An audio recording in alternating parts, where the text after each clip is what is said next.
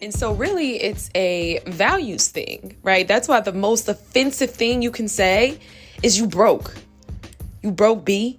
You broke in. You know what I mean? Like, that's the one thing that's really going to get us to like pop off, because it's like outside of that, we don't really care about anything else. You know what I mean? We don't care if you call us dumb. We don't care if you call us ignorant. You know what I mean? You know that one black teacher who was like the librarian who just was fed up at public schools, and she just was like, oh, you guys are acting like a bunch of idiots.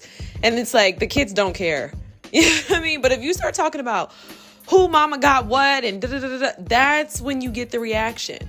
That's when you get the reaction. So it's like, you see these black men who will typically go and date white women, right? We know this is sometimes about status, right?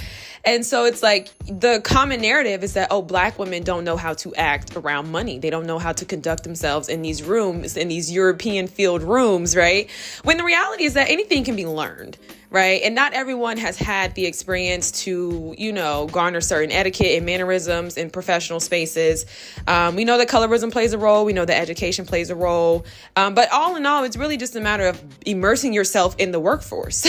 If you immerse yourself in the workforce, you're going to garner professional skills. You're going to learn how to code switch in a sense that will be to your benefit, so you can conduct yourself in a way that is appropriate for the setting, because that's just life, and that's just what it is to be an adult and to like grow up, and like, you know what I mean? Everything is not necessarily centered around anti-blackness. And so that's really my problem with the whole anti-blackness, is that I really feel like so many of these conversations are performative.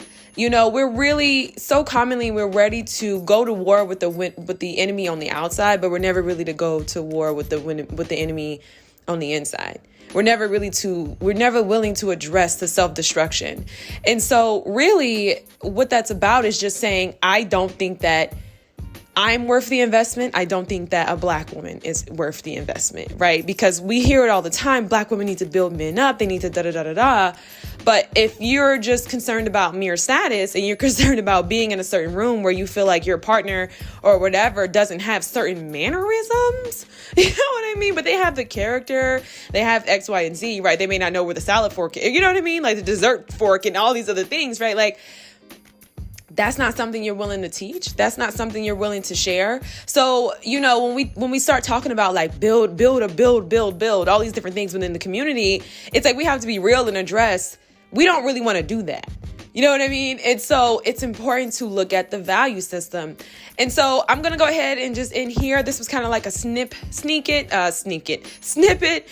peek of the Black Nerds mini series, 2-part series within the subscription service. So I'm going to link that below. So you guys go ahead and subscribe. We're going to have these great conversations. Definitely check out the column that I just wrote as well. And I hope you guys have an amazing Friday. It's Friday already. This is insane. Where did the time go? Have a good weekend. Peace.